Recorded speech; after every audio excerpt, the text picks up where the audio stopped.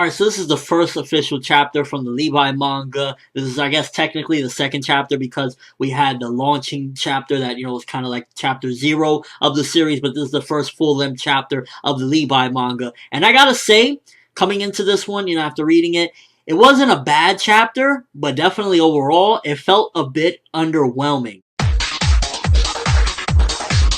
I hope this isn't a trend because I also noticed this with the second chapter of Attack on Titan Before the Fall, the other spin-off of Attack on Titan. It kind of feels like, compared to Attack on Titan, normal long-running series, these two, I feel as though, like with the second chapter of Before the Fall and this very first chapter of Attack on Titan, the Levi spin-off, it feels as though the pacing is a lot slower than it should be. Like with this Levi one, it's not that I'm, especially for the first chapter, that I want tremendous progress or anything, but with this particular chapter, it felt as though loads and loads of pages were literally of just seeing Levi and his team swinging around through the slums and whatnot. And while, yeah, okay, you get to see a little bit of them in action, for the most part, it felt like definitely they were going at not necessarily a snail's pace, but definitely close to something like that, because we really didn't get much progression or much of anything with this chapter. Pretty much everything that we did get, we either knew or you could kind of assume. Some of the bits we did get is we learned that the dude's name is Farlon and the chick's name is Isabel, so I'm guessing that those definitely aren't anybody that we particularly know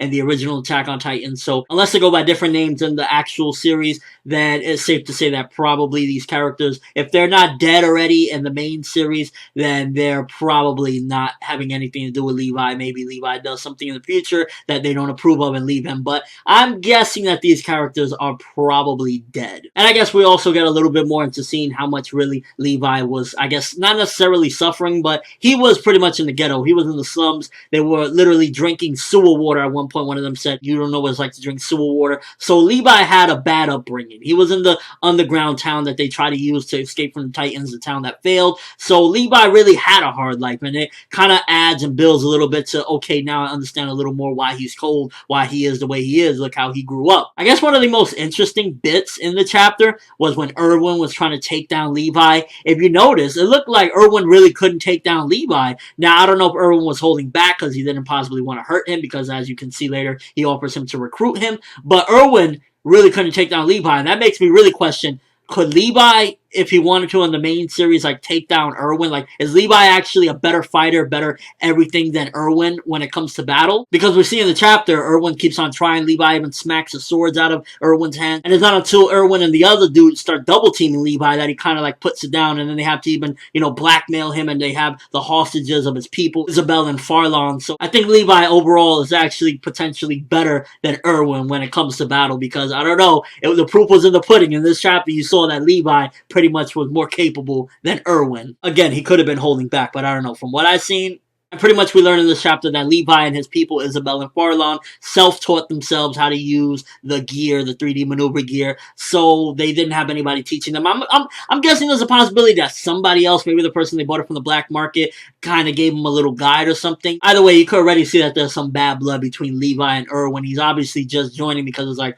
well, I don't want my people and me to go to jail and become criminals, so I'm going to join you, but I could potentially see him holding a grudge over this. Overall chapter, I ain't gonna front. It wasn't a bad chapter, but it was underwhelming and it felt very average. It gave you very minimal, and it was moving at a snail's pace, and I really hope that the future chapters of this manga aren't like that, because I understand, they can't give you too much. This is a spin-off. This isn't the main series. This is an Attack on Titan, so they gotta leave things for the main series to discover later on. But let's not, dwell either into small little things, tiny little things where it's just panel after panel of them swinging around, because then that's gonna make it a moot point to even do the series if you're only gonna just have, random shit and you're not gonna give us more into the character, because we got very minimal in this chapter. It's pretty much kind of pushing a little more forward that, yeah, he had a bad life, and this is why he joined the Survey Corps with Erwin. But that's pretty much it. Erwin was the reason why he joined. So hopefully future chapters, we go a little bit better, and we don't just focus on several pages of them swinging around. The art, very good. The art mimics, I feel as though,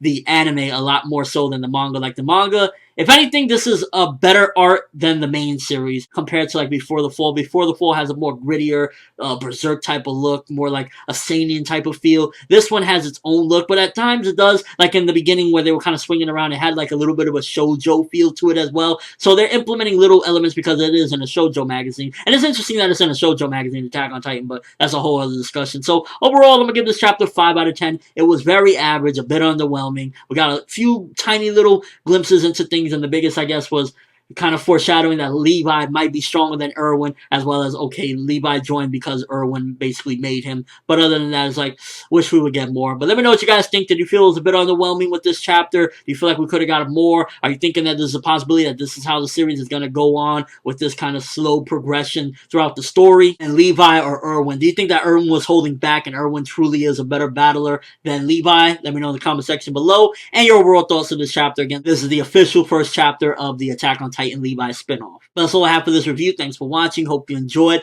Thumbs up if you can't wait to see more kick-ass Levi stuff, because I want to see him kick some Titan ass eventually. I want to see some epic shit, because this is before he even fought the Titan. So when we get to that point, that's going to be freaking epic. But I just want more progression and a bit at a better pace. For Netherworld, and as always, people, have an awesome day.